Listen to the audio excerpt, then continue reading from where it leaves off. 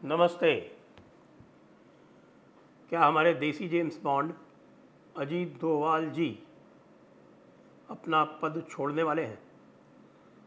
यह बातचीत अचानक चल निकली है क्योंकि इंडियन एक्सप्रेस ने इसके ऊपर एक कल आइटम दिया था, न्यूज़ आइटम, जिसमें ये बताया था उन्होंने कि उनका स्वास्थ्य ठीक नहीं रहता है और वे लगभग 79 साल के हो चुके हैं, इसलिए वे अब अपना पद छोड़ना चाहते हैं।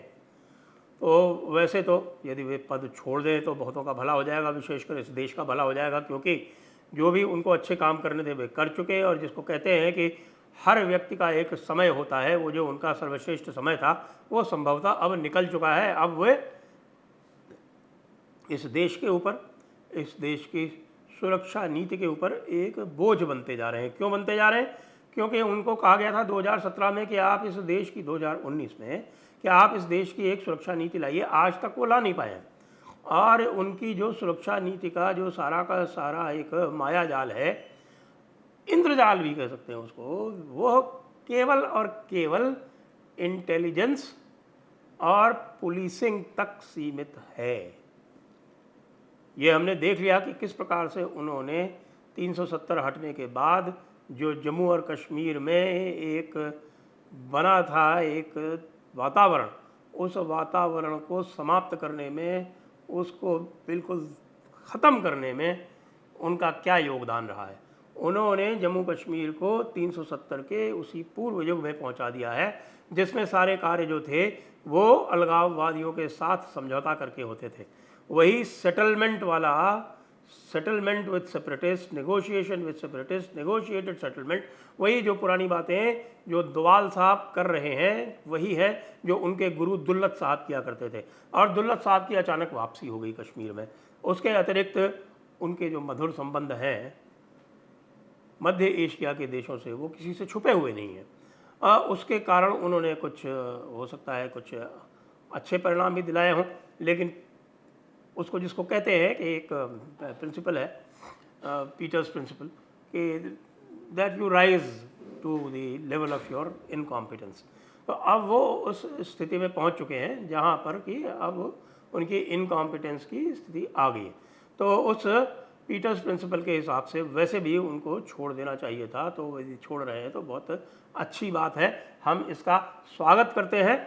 और जयपुर डायलॉग्स तो यह मांग आज से नहीं, लगभग 1-1.5 वर्ष से लगातार करता आ रहा है कि डोभाल साहब को उनके पद से हटाया जाए, उनके अधिकारों में कटौती की जाए। हमने उनका जो योगदान है वो मौलाना साद में, शाहीन बाग में, फार्म लॉज में, सब जगह देख लिया, क्योंकि अब उनके पास केवल एक तुष्टीकरण मॉडल बचा है जिसको उन्होंने तृप्तिकरण तक ले जाने का हमारे प्रधानमंत्री को सुझाव दिया था। लेकिन हमारे सुझाव, प्रधानमंत्री जो है उससे आगे बढ़ के पंच प्रण पर आ गए हैं। तो यदि पंच प्रण लागू करने हैं तो फिर उसमें मुझे नहीं लगता कि हमारे चेन स्मोकर अजीत डोभाल साहब उसमें कोई योगदान दे सकते हैं। जो भी हिंदुत्व की बात थी वो तो जिस दिन उन्होंने विवेकानंद फाउंडेशन छोड़कर और जिस दिन उन्होंने नेशनल सिक्योरिटी एडवाइज़र का पद संभाला उसी दिन उन्होंने त्याग दिया था, वो बात अलग है।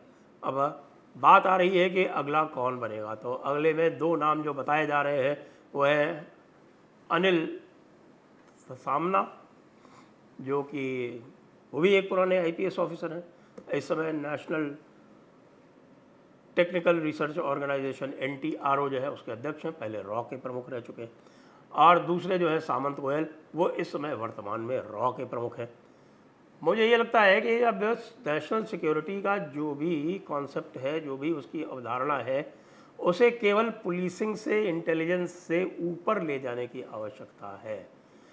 हमें चाहिए एक ऐसा व्यक्ति जो नैरेटिव सेट कर सके, जो भारत अगले 30 वर्ष में इस विश्व में क्या नैरेटिव देखता है, अपना क्या नैरेटिव बनाना चाहता है, वो सिक्योरिटी से आगे बढ़ के वो हमारा जो सिक्योरिटी नैरेटिव है वो एक ओवर आर्चिंग नैरेटिव होना चाहिए। जिस व्यक्ति में यह योग्यता हो, मेरे विचार में उसी को अगला राष्ट्रीय सुरक्षा सलाहकार बनाया जाना चाहिए।